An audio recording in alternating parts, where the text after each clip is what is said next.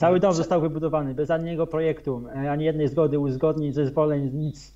Kupiłeś swój teren na wsi, twoje pole, robisz co chcesz. Kupiliśmy 40 hektarów ziemi i posadziliśmy drzewa balsy. Balsa to jest takie najlżejsze drzewo, które się wykorzystuje do budowy statków, samolotów. Zaczęliśmy projekt plantacji marihuany leczniczej. Mieliśmy teraz ten El Niño, to była taka powódź, zalało nam tu wieś. Jak wyciągaliśmy na przykład tablet czy komórkę i siadaliśmy gdzieś sobie na przykład na jakimś kamieniu, to bardzo często nam się zdarzało w takich dużych, jakichś turystycznych miejscowościach, że podchodził jakiś Ekwadorczyk i nas ostrzegał, żebyśmy to schowali, to zaraz nam ukradną. Sklepy są za kratami, domy są za kratami. Myśmy, poszukując działki, nie szukali sami, tylko wysłaliśmy Ekwadorczyków. Policjanci w ogóle nie mają ani alkomatów, ani nie mają suszarek. Policzył kolumny z przodu 6, z tyłu 4, wyrzucił ten plan, poszedł budować. I zrobił je zastępem 4 metrów, nie 2. Zamiast dom 250 metrów mamy 500.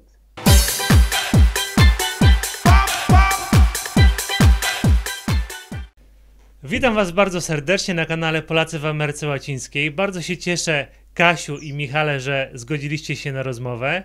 No i zaczniemy tak od razu.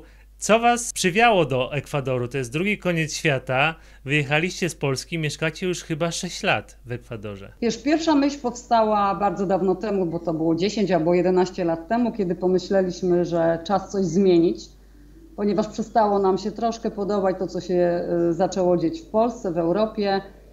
Czuliśmy, że kłody pod nogami nam rzucają jako przedsiębiorcom i tak się trochę wypaliliśmy już zawodowo i stwierdziliśmy, że trzeba by trochę gdzieś znaleźć jakiś fajny kawałek świata dla siebie i zacząć coś całkiem od nowa. A przede wszystkim żyć w zgodzie z naturą. Zdrowo, w zdrowym otoczeniu, ze zdrową żywnością. Nawet przeprowadziliśmy taki test 3-letni, zamieszkaliśmy na polskiej wsi na początku, przed wyjazdem, przygotowując się do wyjazdu tutaj. Już nam się tam podobało, ale chcielibyśmy jeszcze większe rejony dzikie i bardziej naturalne. Bardziej zielone, tak, i ciepło, to tak. I to był taki właśnie wybór, też przypadkowy, akurat Ekwador to był przypadkowy wybór. Znajomi nam zaczęli opowiadać o Ekwadorze i pomyśleliśmy, a czemu nie, zobaczymy jak tam jest. I Michał na pierwszy rekonesans pojechał. W 2015 roku na 3 tygodnie przyjechałem do znajomych tutaj pozwiedzać cały Ekwador i zorientować się, jak to wygląda. I spodobało Ci się, tak? Ale już wtedy rozglądałeś się za miejscem do zamieszkania? To miejsce, w którym mieszkacie teraz, to jest upatrzone już od lat, czy przed samym wyjazdem Wam się udało to miejsce znaleźć? To jest Wasz dom? Kupujecie, wynajmujecie? Jak to jest? Po tym rekonesansie stwierdziłem, no i to później uzgodniliśmy z Kasią, że chcemy jednak mieszkać na wybrzeżu, gdzie jest cały czas ciepło, a nie w górach, gdzie są niskie temperatury. I te ciepełko właśnie to, co lubimy, to jest tutaj. I wyjeżdżając po tym pierwszym wyjeździe w Ekwadorze, poprosiłem znajomych, żeby szukali działki do kupienia. I oni po miesiącu czy 2 znaleźli już działkę, nawet na podstawie zdjęć żeśmy kupili. Mówi, kupuj w takim razie, to ważne, że jest działka. Przyjechałem następnego roku już powiedzieć tym majstrom budowlanym, w którym miejscu stawiać dom. I wybudowaliśmy przez 5 lat dom i mieszkamy na własnej działce, we własnym domu we wsi ekwadorskiej. 15 km od cywilizacji. Chcieliście być blisko oceanu, tak? A jakie jeszcze zalety ma miejscowość, w której mieszkacie? Cisza, spokój, piękny widok, bo to jest dolina, a my mamy dom postawiony na górce, więc z górki mamy widok, piękny pejzaż na dolinę, zieloniutko. Rano nas budzą owady, ptaszki i właściwie nam tutaj do wieczora towarzyszą, bo latają, można by, właśnie latają nam tutaj po naszym tarasie. Mamy swoje kolibry, które do nas przylatują, je tutaj karmimy. Także jesteśmy po prostu blisko natury. Mamy 300 drzew owocowych, więc sobie można rano wejść, zerwać owoca, banana, mango, zjeść świeżutkiego prosto z drzewa. Mieliśmy też kurnik, hodowaliśmy kury i mieliśmy świeżutkie jajeczka. Pyszne. Prosto z własnej hodowli tutaj na tym. Naturalnie karmione. Więc a nie kazali wam rejestrować tych kur? No nic, wiesz, no tym plusem jeszcze tutaj właśnie jest to, że jak my sobie mieszkamy na wsi, to my nie potrzebujemy żadnej zgody na nic, żadnej licencji, żadnej zgody, żadnych... Cały dom został wybudowany bez żadnego projektu, ani jednej zgody, uzgodnień, zezwoleń, nic. Kupiłeś swój teren na wsi, twoje pole, robisz co chcesz. Zawali ci się, twój problem. Twój problem. No u nas nie do pomyślenia, a za niezarejestrowanie kury jakieś potężne kary grożą, także... No dokładnie, a my mieliśmy z 30 kur i kaczki jeszcze. No jakby tak To za by każdą było. kurę wam karę policzyli, to chyba nie byłoby to zbyt wesołe. No, Ale nie było. powiedzcie mi, bo ta miejscowość, w której mieszkacie, no czym się charakteryzuje? Ile tam jest mieszkańców? Tu jest spokój, cisza, 30 domków może W jest. każdym po 4 osoby, to ze 100 osób może tu mieszkać. No może ze 200, bo więcej niż 4 osoby, oni mają dużo dzieci, więc, więc plus to dzieci. raczej jest więcej tych osób. No, Ale jest to taka, jakby się u nas powiedziało, wieś zabita dechami. Tak to A można jeżeli powiedzieć. chodzi o jakiś taki większy ośrodek, gdybyście chcieli na jakieś większe zakupy skoczyć, to jak daleko macie? To znaczy jak na małe zakupy, to mamy pół godziny do miasteczka. Ale jak na duże zakupy, no to mamy najbliżej 2,5 godziny drogi. Do No to mówimy o jakimś miasteczka, o jakim supermarkecie. miasteczku mówicie i o jakim mieście większym? O miasteczku to mówimy Pedernales. To jest takie miasteczko turystyczne. No i tutaj mamy gdzieś 30 minut do tego miasteczka. A o dużym mieście, no to Santo Domingo to jest najbliżej. Manta trochę dalej. No 200 Quito, kilometrów. Quito, czyli stolica, no to mamy daleko, mamy około 5 godzin jazdy samochodem. A powiedzcie mi, bo No. to chyba nie jest tak łatwo zmienić miejsce zamieszkania. No oprócz tego, że wybieraliście odpowiednią działkę, wybudowaliście sobie dom, no to jeszcze trzeba było mieć do tego odpowiednie zasoby. Także co robiliście w Polsce, zanim się przeprowadziliście i co robicie teraz już w Ekwadorze po przeprowadzce tutaj na miejsce? Od początku byliśmy zdani na własną przedsiębiorczość. Ja na początku byłem muzykiem, 10 lat grałem na kontraktach za granicą, później drugie 10 lat w Polsce w różnych zespołach, z tego najbardziej znany był Gang Olsena, ten bluesowy zespół. Kasia w tym czasie prowadziła piekarnię z cukiernią, a później już razem założyliśmy biuro rachunkowe, małą firmę transportową. Na początku to były samochody ciężarowe, później przenieśliśmy się na autobusy i taką małą firmę, która zajmowała się budową nieruchomości pod wynajem. A jak zapadła decyzja o wyjeździe, to sprzedaliśmy prawie wszystko. Zostało tylko biuro rachunkowe i z tych pieniążków wybudowaliśmy się tutaj. I jak przyjechaliście do Ekwadoru, to nie mogliście za bardzo wytrzymać i od razu zaczęliście jakąś działalność kolejną prowadzić, tak?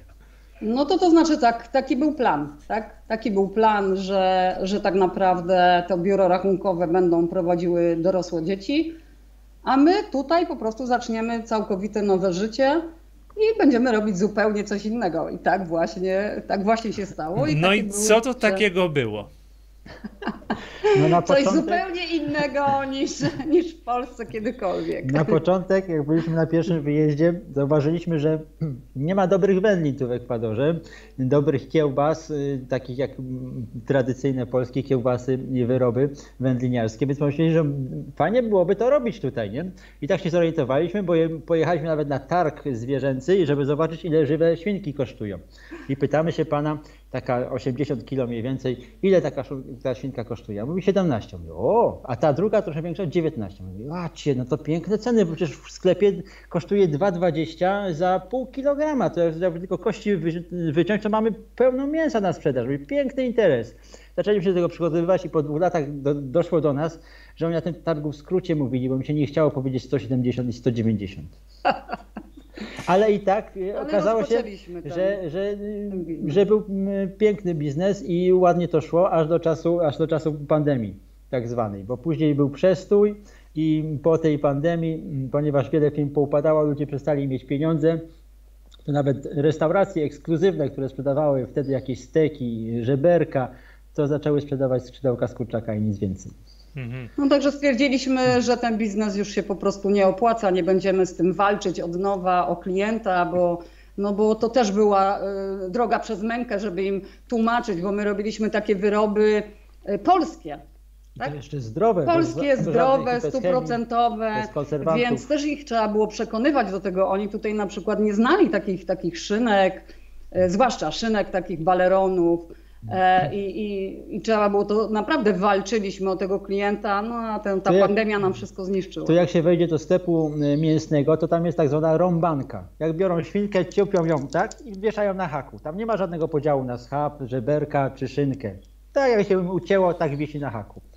Ale dlatego powiedzcie mi, bo tamten biznes, no jak rozumiem, sami powiedzieliście, zaprzestaliście prowadzić, ale znowu później nie mogliście wytrzymać i znowu coś kolejnego wymyśliliście. No tak, no. Jeszcze sprzedawaliśmy jajeczka. No, z hodowli. Z hodowli naszych tutaj kur i kaczek. Sprzedawaliśmy, bardzo też dobrze szło, bo jajeczka były bardzo dobre. Były nasze kurki żywione naturalnym jedzonkiem, więc były po prostu jajka wyśmienite. I nigdy bym się nie spodziewała, bo w Polsce kiedyś próbowałam jajek kaczych i były po prostu niedobre. A nasze jajka kacze pobijały po prostu wszystkie kurze na głowę. To po prostu, miód w gębie. No ale 2 lata temu przestaliśmy jeść w ogóle mięso, więc też zaprzestaliśmy tego biznesu. Zamknęliśmy nasz kurnik, bo no, nie wydawało nam się to jakieś takie logiczne, że jak nie jemy mięsa, to dalej hodujemy zwierzęta, tak, i sprzedajemy te wyroby. Więc. I wtedy tak samo kupiliśmy 40 hektarów ziemi i posadziliśmy drzewa balsy. Balsa to jest takie najlżejsze drzewo, które się wykorzystuje do budowy statków, samolotów, z tych projektów modelarskich i wtedy był właśnie popyt z Chin bardzo duży na tą balsę. Wszyscy tu zaczęli to sprzedawać. Już zabrakło nawet balsy w Ekwadorze na sprzedaż, bo Chińczycy brali ją na skrzydła do wiatraków elektrycznych i mieli tam dotacje rządowe, więc cena nie grała roli. I posadziliśmy to, już wiadomo, 2 lata minęło, a one się ścina dopiero po 4 do 6 lat, więc jeszcze musimy 2 lata poczekać. Ale rosną nam ładnie. Piękny klimat, bo tutaj w Ekwadorze najbardziej gatunkowo i jakościowo ta balsa rośnie. I w tym czasie również zaczęliśmy projekt plantacji marihuany leczniczej, bo akurat w tym czasie rząd zezwolił na uprawę i stosowanie marihuany leczniczej.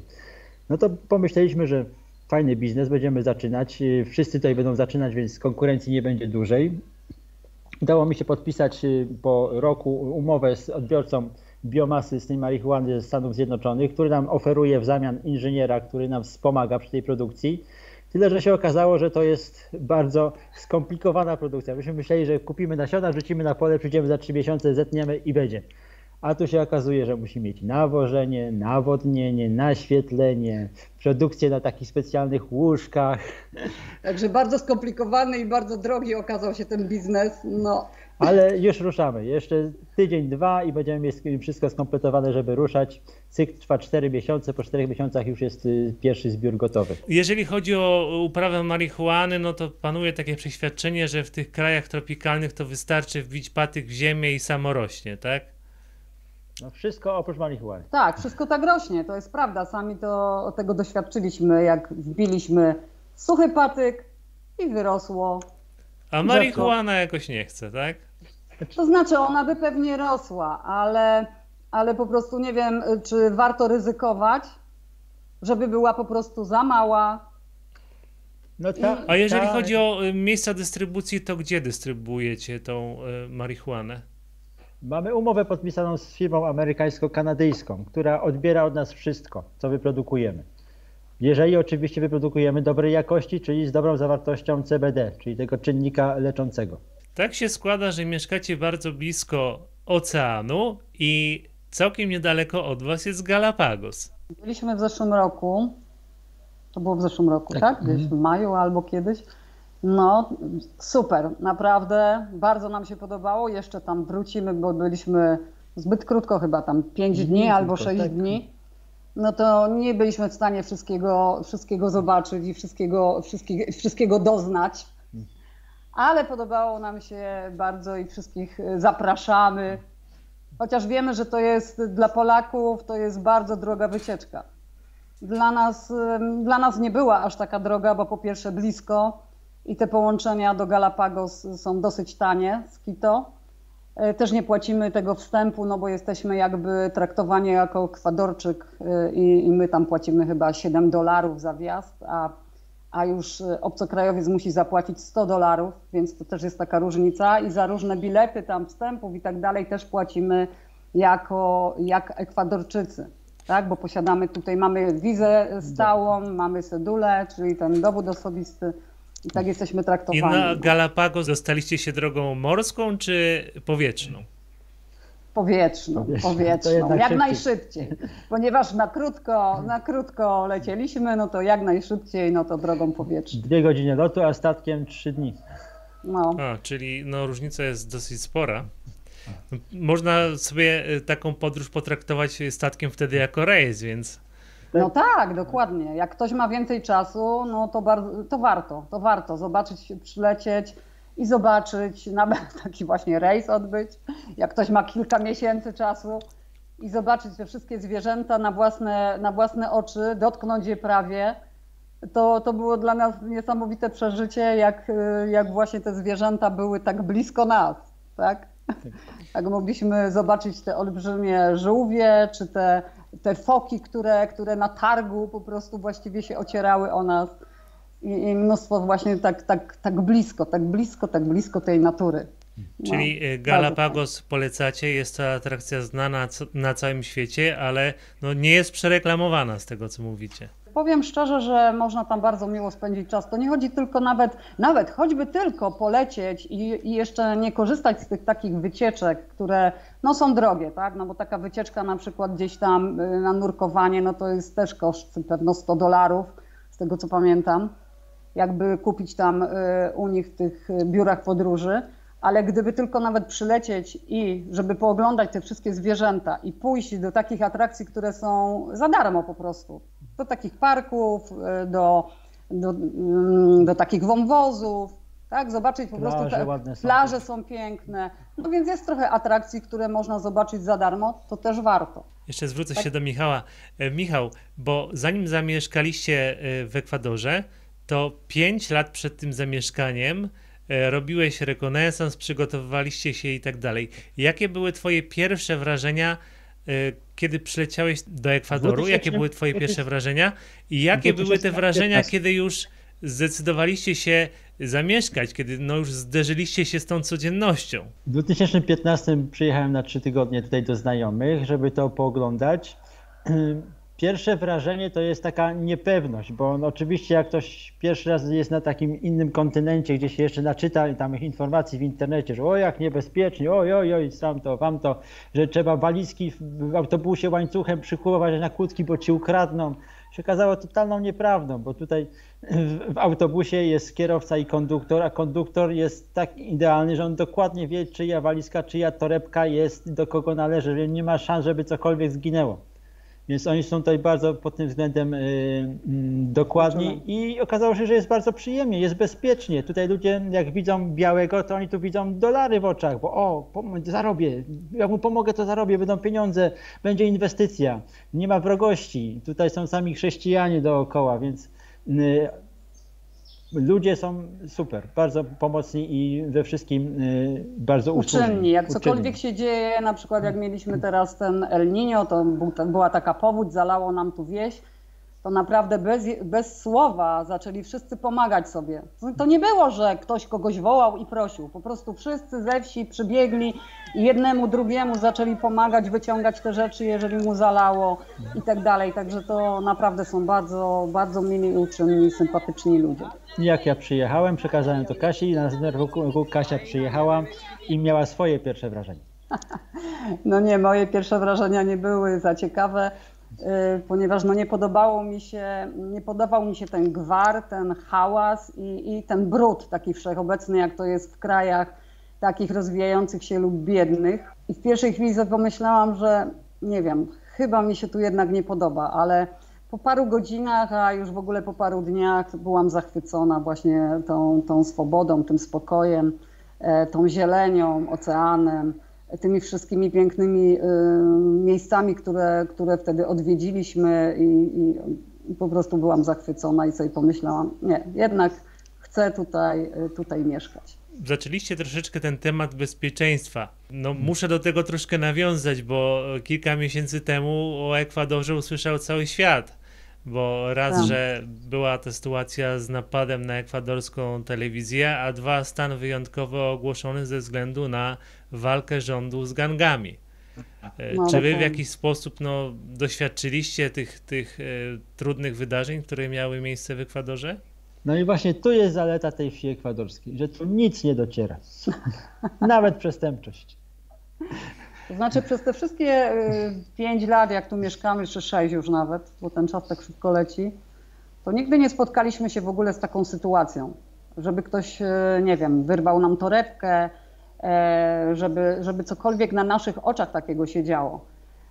Ale cały czas Ekwadorczycy nas przestrzegają. Jak wyciągaliśmy na przykład tablet czy komórkę i siadaliśmy gdzieś sobie na przykład na jakimś kamieniu, to bardzo często nam się zdarzało w takich dużych, jakichś turystycznych miejscowościach, że podchodził jakiś Ekwadorczyk i nas ostrzegał, żebyśmy to schowali, bo zaraz nam ukradną. Także oni są wyczuleni, jest tutaj, żyją za kratami, czyli sklepy są za kratami, domy są za kratami, boją się, więc ja myślę i słyszeliśmy o napadach nawet na znane nam osoby, czyli na naszych znajomych w biały dzień, więc różne rzeczy się dzieją, nawet u nas w Pedernales również były jakieś tam takie napady na sklepy czy coś takiego i to było właśnie w przeciągu tych ostatnich miesięcy, właśnie to jak głośno było w Polsce o Ekwadorze. Ale bezpośrednio nigdy nie byliśmy uczestnikami takiego zajścia. Ale już rząd ma postępy i to się już poprawiło. Wyprowadzili całe wojsko, które mieli, łącznie z rezerwą na ulicę i w Pedernales jest i policja, i wojsko, patrolują ulicę dzień i noc, więc prawie, że już żadnych napadów nie ma. Dokładnie. Jeżeli ktoś ginie, to w środku nocy i się okazuje, że to są porachunki między mafiami o narkotyki. A wasi bardzo znajomi, tak. którzy padli ofiarami tych napadów, to byli miejscowi, czy to są też ekspaci, Miejscowi. Nie. którzy... Nie. Miejscowi. Miejscowi. A jakie są największe A że- różnice takie kulturowe, których doświadczyliście? No bo wiadomo, w Europie staramy się być punktualnie. Jeżeli chodzi o biznes, no to raczej to dane słowo jest Słowni. ważne. Staramy się być słowni. Wydaje mi się, że w Europie też jest spora uczciwość, jeżeli chodzi o te kwestie finansowe. A jak to jest w Ekwadorze? Największym zaskoczeniem to była właśnie ta słowność. Pierwszy mój kontakt z biznesem tutaj. Dzwonię do szefa koparki. Mówię, potrzebuję koparkę na jutro na 8. Dobra, będzie, nie ma problemu. 8 czekam. Nie ma. 15 nie ma. 30 nie ma. O 9 przyjechał. Mówię, no to panie, tutaj trzeba zrobić, tutaj. Nie, ja śniadanie teraz będę jadł. Albo ja dopiero przyszedłem zobaczyć, czy w ogóle będę mógł wykonać tą usługę, ale to jest po godzinie. Najczęściej to jest tak, że jak mówią, że przyjadą, to nie ma ich 3 dni. I to jest najgorsze. I to na przykład dla mnie to jest bardzo trudne się do tego przyzwyczaić. Tak? Bo dla mnie ta słowność to w Polsce była Bo bardzo my planujemy, ważna. cały czas planujemy, tak? Aha. Oni tak nie No to planują, oni tak nie żyją. Nie, oni tak nie żyją. Oni żyją z dnia na dzień i oni po prostu co im się urodzi, tak robią. Tak? Ta słynna maniana, że się nigdzie nie spieszą i jakoś to będzie, to tak właśnie żyją. No, i tego doświadczamy na każdym kroku. Ale właśnie, czy to nie utrudnia wam w jakiś sposób w prowadzeniu biznesów waszych? Bardzo utrudnia. Tak, no ale trzeba się do tego przyzwyczaić i znaleźć po prostu na to obejście albo być bardzo cierpliwym. Nie? No trzeba być bardzo cierpliwym. Michał jest bardzo cierpliwy, ja trochę mniej, więc ja czasem już zaczynam się wkurzać, bo na przykład zmywarkę mamy zepsutą już 4 miesiące i 3 mechaników do dzisiaj nie dojechało. Więc to tak czasem wygląda, zmywarka, pal licho. Gorzej jak to są właśnie jakieś bardzo, bardzo ważne rzeczy, bo też tak często jest. A bez klimatyzacji da się żyć tam, gdzie mieszkacie? My nie umiemy. Da się. Ale da się, oni potrafią. Oni mieszkają tutaj w takich domkach zbitych z desek, które mają jeszcze tam dziury i tak dalej, więc i oni żyją bez klimatyzacji, ale my nie. Jak brakuje tego właśnie prądu, no to mamy duży problem. A wasz dom jest w żeby na jakiej przykład technologii spać w nocy. wykonany? Murowane jest właśnie, dlatego nie ma przewietrzenia w środku i bez klimatyzacji to jest bardzo duszno. Nie? Nie byłoby No możliwości. ale mieliśmy wybór, albo dziury i będą nam wlatywały owady, albo murowane i klimatyzacja po prostu. Okej. A jeżeli chodzi o klimat, to no jakie tam macie warunki do życia? Znaczy tu jest cały czas Na pewno nie temperatura- marzniecie, ale no coś więcej. Nie. Nie no, klimat dla nas jest idealny, bo temperatura nawet w nocy nie spada poniżej 20 stopni, a w dzień nie jak jest pełne słońce, to jest maksimum 30, a przeważnie nierzadko jest pełne słońce, są chmury, więc to jest 27-28 przez cały rok. Nawet Aha. jak pada, jest pora deszczowa, temperatura jest taka sama, tylko wilgotność jest zmienia na większą. Także temperatura to okej, tylko ta wilgotność. Wilgotność jest bardzo bywa wysoka. uciążliwa, tak? Bywa uciążliwa. No tam tak. straszą nas czasami tutaj w Europie i w ogóle w Europie, w krajach anglosaskich tymi epidemiami dengi. Gdzieś tam w Brazylii czy No ale to, no, w Peru, a jeżeli chodzi o Ekwador? Tutaj akurat się nie musimy obawiać. No, na pewno w dżungli, tak? Tam w dżungli, no to na pewno jest strach, że te różne choroby. Więc jak się ktoś do nas będzie wybierał, a będzie chciał zwiedzić dżunglę, no to może by się musiał zaszczepić. Ale my tutaj ani razu nie zapadliśmy na żadną taką Ale dziwną nawet chorobę. Wszyscy znajomi, nie słyszeliśmy od nikogo, żeby miał No, tą od dęgę. nikogo nie słyszeliśmy, żeby te choroby gdzieś tutaj atakowały, jak mieszka się daleko od dżungli. Ekwadorczycy, poznając ludzi z Europy czy ze Stanów Zjednoczonych, no widzą, tak jak powiedziałeś, Michał, te pieniądze, tą okazję do zarobienia. Ale powiedz mi, czy to też może wiązać się czasem z okazją do zarobienia dużo większych pieniędzy, znacznie nawet kilka razy większych, niż zarobiliby we współpracy z miejscowymi? Czy no, bywały jakieś takie próby oszukania was? Tak, Tak. oczywiście. To niestety tak zwane frycowe trzeba zapłacić. Człowiek się musi nauczyć tych cen, które tu są i towarów i usług, żeby nie zostać oszukanym. Bo oni oczywiście jak widzą białego, to im się cennik zmienia, nie? Dlatego myśmy poszukując działki nie szukali sami, tylko wysłaliśmy Ekwadorczyków. Nawet jak ja jeździłem z Ekwadorczykiem, to ja nie wysiadałem z samochodu, tylko wysyłałem idź się zapytać najpierw ile to kosztuje. Jak on wracał z ceną, dopiero ja wychodziłem negocjować, bo już wiem jaka jest cena prawdziwa, nie? I tak samo jeżeli chodzi o... Do dzisiaj tak robimy. Tak, Jak są jakieś poważne sprawy, to nasz zaufany Ekwadorczyk idzie jako pierwszy. Aha. No tak, to oczywiście przy próbach zakupu materiału czy usług tutaj przy budowie domu czy innych, to oczywiście próbują, nie? Ale już po Tak. tych pierwszych 2 latach się nauczyłem, nie? Że wszystko sprawdzaj 3 razy, a przede wszystkim zbieraj 3 oferty od 3 przedsiębiorców, żeby mieć tą cenę prawdziwą. Ale macie już zaprzyjaźnionego wydeptywacza ścieżek i on wam pomaga w tym wszystkim, tak? A co robicie w wolnym czasie? Muszę ci powiedzieć, że tego się najbardziej obawiałam, że będzie mi brakowało teatrów, kina, takich różnych rozrywek, bo dosyć tam korzystaliśmy z oferty kulturalnej w Polsce. Ale powiem ci, że właśnie to wszystko, my się nastawiliśmy na coś zupełnie innego i nam tego po prostu nie brakuje. Od czasu do czasu jedziemy sobie 2,5 godziny do kina, ale po prostu nie jest to jakiś priorytet, więc większą przyjemnością jest dla nas, żeby wybrać się z psami nad ocean i spędzić tam miło czas. Na przykład. A ostatnio w wolnym czasie prowadzimy nasz kanał na YouTube. A właśnie. Dobrze, to podlinkujemy. Zaczęłam też pisać e-booki, będę tworzyć kursy, także chcemy przekuć nasze doświadczenie i Wiedzę zdobytą. naszą wiedzę zdobytą przez ostatnie 20 lat, może w jakieś jeszcze dodatkowe właśnie biznesy, a przy okazji może pomóc właśnie jeszcze innym ludziom, którzy tak jak my szukają tej natury w życiu i spokoju. Okej. A za czym najbardziej tęsknicie z Polski? Zalewajka. Ja najbardziej tęsknię za dziećmi. To jest i za przyjaciółmi, właśnie takimi bliskimi od serca, ponieważ no tego brakuje, tak? Mimo że można porozmawiać przez tam Skype'a czy na WhatsAppie, i dzięki Bogu, że można, ale to nie jest to samo. My bardzo, bardzo jesteśmy blisko, jestem ja zwłaszcza z dziećmi bardzo blisko, więc tego mi najbardziej brak. A jeżeli chodzi o Europę, mówiliście, że nie podoba wam się to, co się dzieje w Europie w ostatnim czasie. O co dokładnie chodzi? No, przede wszystkim mówiliście o te kłody dla przedsiębiorców. Chodzi o przepisy, podatki, o wszystko razem. No, gdzie waszym zdaniem zmierza Europa?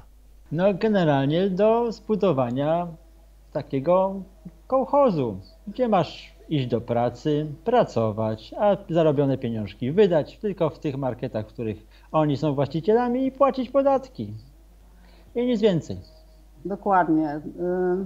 Ten brak swobody takiej, ciągłe nowe przepisy, wszystko to się zmieniało jak w kalejdoskopie. Ustawy pisane na kolanie. Dla nas jako właśnie, że prowadziliśmy biuro rachunkowe, to było po prostu tragiczne. No, pracownicy nie nadążali nad tymi zmianami. No, przepis za przepisem, potem zmiana tego przepisu, potem zupełnie błędne decyzje wydawane przez urzędników, bo jeden urząd mówił tak, a drugi urząd mówił tak, ponieważ były zupełnie niejasne te przepisy. Nie wiemy, do czego to naprawdę zmierza, ale na pewno do niczego dobrego. Ale no może do poprawy bezpieczeństwa, to jest może taka troska o nas, bo na przykład od 2026 roku będziemy mieli obowiązkowy system rejestracji zachowania kierowcy w każdym nowym samochodzie. No już mamy na razie taką dużą innowację. Jeszcze może sztuczna inteligencja super nie działa, ale już mamy masę regulacji co do działania sztucznej inteligencji. Mamy też nakrętki, które jest ciężko oderwać od butelek. Także wy nie macie wielu bajerów.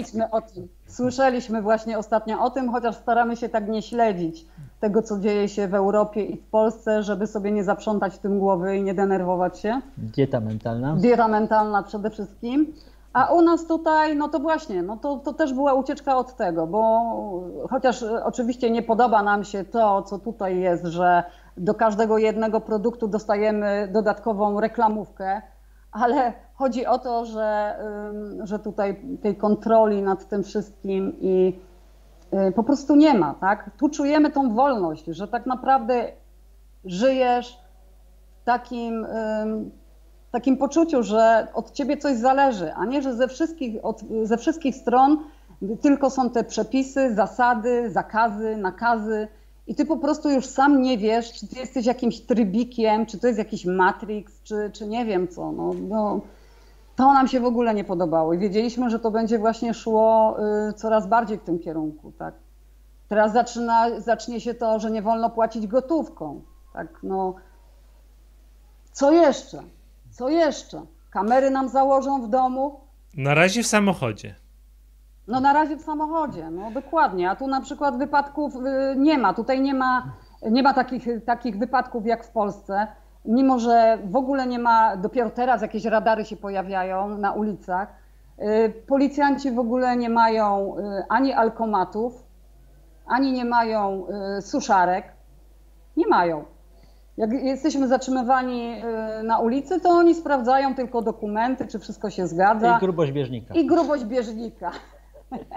Ale po prostu, a mimo wszystko tych wypadków nie ma jakoś tutaj nadmiernie.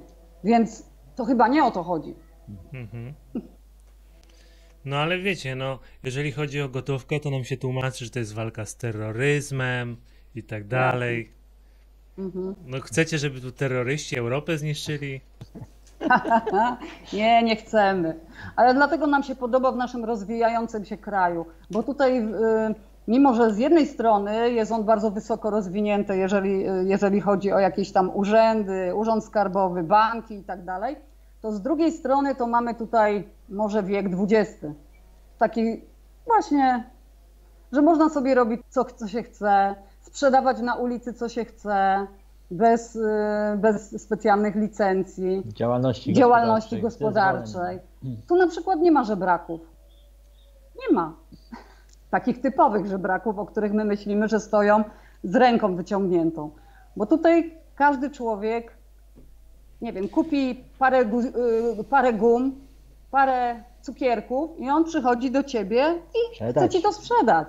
Także tutaj, jeżeli chodzi o handel, to jest niesamowicie rozwinięty. Ale może u was jest po prostu tak, że jak ktoś nie ma pieniędzy, nie ma środków na przeżycie, no to po prostu umiera, jest zostawiony sam sobie, a u nas no to się mówi, że tutaj wszyscy są zaopiekowani, tak? A, no tak, tak może być, ale raczej nie słyszeliśmy o tym, żeby ludzie tu umierali z głodu. Nie zdarzają się takie wypadki, chociaż my się czasem dziwimy, z czego oni żyją, jeżeli nie pracują. Tutaj te zasiłki nie są jakieś specjalnie wysokie, no chociaż oni też potrafią przeżyć za naprawdę niewielkie pieniądze. Więc to też jest godne podziwu, że dla nich ważne jest, kupią sobie worek ryżu, te banany Berdę i przeżyją. A my już my żyjący w cywilizowanym świecie, no to już oczekujemy czegoś więcej od życia. Niby wszystko idzie do przodu, niby rozwój też sztucznej inteligencji, niedługo ma być tak, że w ogóle nie będziemy musieli może pracować, ale jakoś jeżeli chodzi o treści, które są udostępniane w internecie, no niekoniecznie to widać, bo ostatnio widziałem filmik na przykład z Aten, gdzie jest masa bezdomnych narkomanów na ulicach i takie filmiki też widać ze Stanów Zjednoczonych i z Kanady. Dokładnie, dokładnie. To my tego w Polsce tak nie widzimy, ale w pozostałych krajach to było zawsze, bo my trochę podróżowaliśmy po Europie, trochę też pracowaliśmy w innych krajach i widzieliśmy to już dawno. Tak, że właśnie. A w Ameryce, no to wiadomo, zawsze to było to ukrywane, że tak powiem, a tam tych bezdomnych i biednych ludzi jest bardzo dużo zostawionych samych sobie. Bo to nie jest państwo takie społeczne, tak, czy socjalne. A Polska jest. Tutaj w Ekwadorze nie ma takich biednych Ekwadorczyków, bo oni mają tutaj duże rodziny i zawsze te rodziny jakoś się utrzymują. Jeżeli ktoś na ulicy żebra w Ekwadorze, to jest to ktoś z Wenezueli, najczęściej z Wenezueli, bo tam jest ten największy kryzys i oni tu uciekają do Ekwadoru i czasami z Kolumbii, bo w Kolumbii też oni uważają, że tutaj się lepiej zarabia, bo w dolarach, a u nich te przebicie jest mniejsze. A powiedzcie mi, planujecie zostać na stałe w Ekwadorze? No wybudowany dom świadczy o tym, że na stałe, ale może coś jeszcze będziecie zmieniać. Na chwilę obecną nie wyobrażamy sobie, żebyśmy mogli mieszkać gdzie indziej, więc... Plany mamy tutaj szerokie, dalekie. Macie stały pobyt? Już w tej chwili w Ekwadorze? Tak, już stałe. A będziecie się starali o obywatelstwo? No jeszcze mi brakuje roku, żebym mógł zdawać egzamin państwowy na obywatelstwo. Który jest ponoć już teraz bardzo trudny, ale... Bo to trzeba umieć język i cała historia, geografia i tak dalej, Przepisy. się nauczyć przepisów różnych, które tutaj obowiązują. A jak nie uda nam się zdać, Trzeba mu się nie uda się. a Wszystko chociaż, się uda. no właśnie, dlaczego by się miało nie udać? A jakie dalibyście rady osobom, które chciałyby się przeprowadzić do Ekwadoru? No na pewno skorzystacie z pomocy kogoś, kto już tu jest, czyli na przykład nas. Dokładnie. Bo samemu to naprawdę można sporo pieniążków stracić i nerwów przede wszystkim przez pomyłki, na które trzeba być przygotowanym. Nie? No my też trochę frycowego musieliśmy zapłacić i to w wielu sytuacjach. Także jesteśmy już teraz mądrzejsi o to doświadczenie, więc możemy pomóc i to jest ten plus, jakby ktoś po prostu chciał, to na pewno jesteśmy chętni do pomocy. Co? Na pewno na początku no, trzeba mieć jakiś przychód, żeby można się tutaj osiedlić, bo raczej jeżeli chodzi o pracę, żeby tak poszukać sobie pracy, no to jest bardzo trudne. Więc to musi być taki pomysł na siebie, że nie wiem, pracuję przez internet zdalnie, albo mam jakiś biznes, który przynosi mi pasywny dochód. Więc A właśnie w Ekwadorze niedawno wprowadzili wizę na pracę zdalną, tak zwaną pod nazwą nomad. Tego nie było wcześniej, że jak ktoś ma pracę zdalną i ma przychód, czyli ma już zatrudnienie dla kogoś, to może tu spokojnie przyjechać, zasiedlić się i dostaje wizę na podstawie tego, że ma kontrakt z jakąś firmą, gdzie będzie dla niej zdalnie pracować. I to jest fajne, bo wcześniej nie było takiej możliwości, więc też trochę z duchem czasu poszli. No na pewno też trzeba znać język, tak? Na pewno to jest duże ułatwienie. Tak, na pewno trzeba znać język. Jak się przyjedzie tylko z angielskim, no to teraz muszę powiedzieć, że już więcej osób mówi po angielsku, ale w dużych miastach. Ale jak my tutaj te pierwsze lata, to ani B, ani me nikt nie mówił po angielsku, więc nie było takiej możliwości, żeby się dogadać. No więc albo na migi, albo tutaj Michał już chyba wcześniej naukę języka rozpoczął, to pomógł, tak? No tak. Michał się uczył już wcześniej, więc jak przyjechaliśmy, to już te podstawowe słownictwo już było. Jak tu pierwszy raz przyjechałem, to zdałem wcześniej język włoski, bo pracowałem ponad rok we Włoszech i przed przyjazdem po raz pierwszy wziąłem sobie mini słowniczek polsko-hiszpański, żeby się nauczyć. Patrzę, no spoko te słowa i na granicy celnik mi się pyta takie podstawowe słowa, po co pan tu przyjechał, nie? W jakim celu, jak pan długo będzie? No to takie proste pytania, odpowiadam spokojnie na te pytania.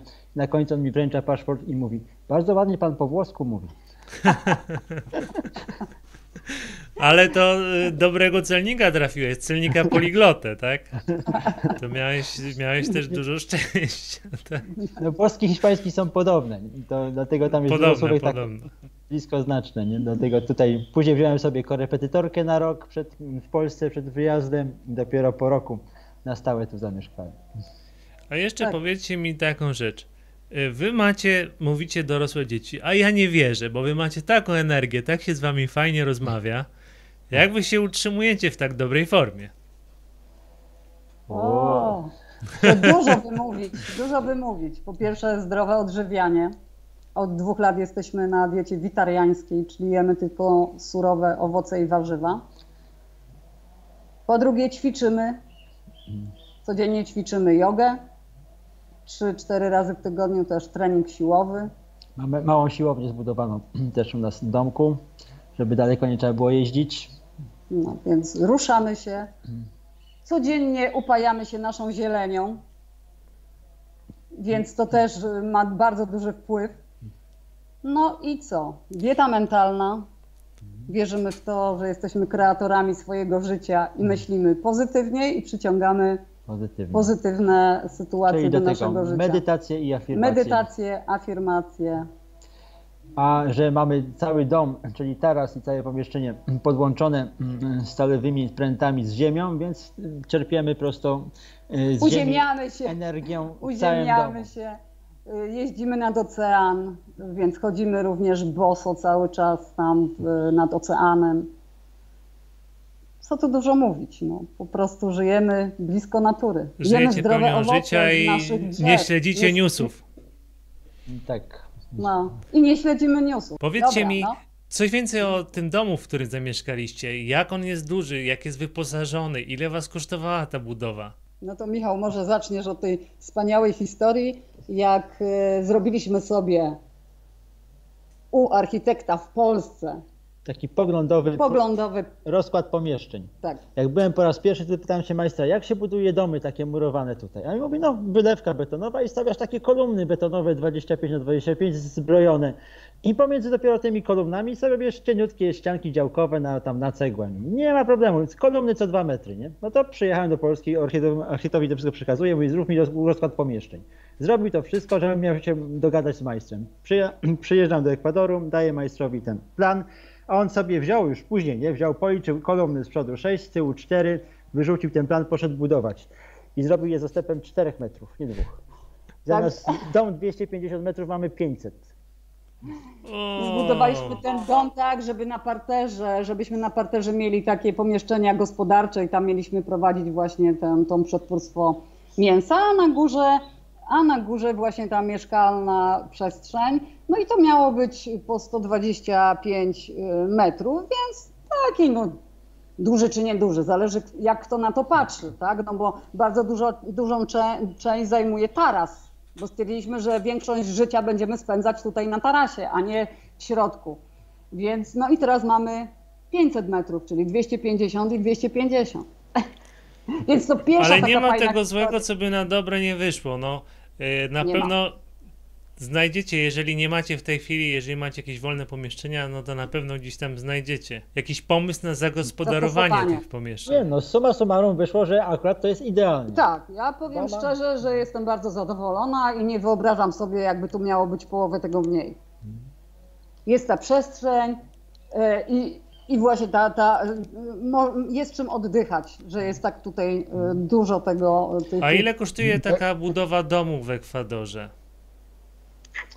I tutaj ciężko powiedzieć, ponieważ no myśmy się zdecydowali na technologię właśnie te betony i murowanie, a nie tak jak wszyscy dookoła mają drewno, ponieważ drewno wymaga dużej konserwacji.